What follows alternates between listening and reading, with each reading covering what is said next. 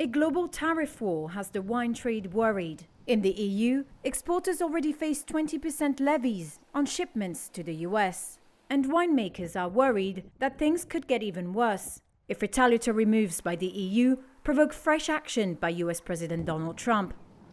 Thomas Lusen's family has been making wine on the banks of Germany's Mosel River for 200 years. He says the US is his #1 export destination, taking 3 out of every 10 bottles. Losing that market, he says, would be a bitter pill to swallow. Now, the EU has indicated that it will exclude bourbon from its retaliatory tariffs. Trump had signaled he could hit European alcohol with a 200% tariff if the US whiskey was targeted, and the industry fears he still might.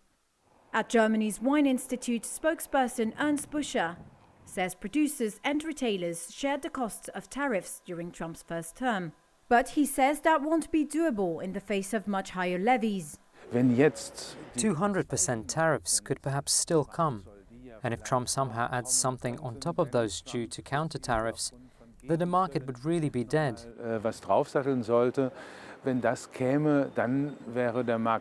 And it would no longer be possible to take any compensatory measures. Over in the US, wine retailers are equally concerned. Adam Williams owns one store in Atlanta, Georgia. He says even the current level of tariffs is proving painful. A 20% increase on European wines is huge because European wines are about 80 or so percent of the wine in the store.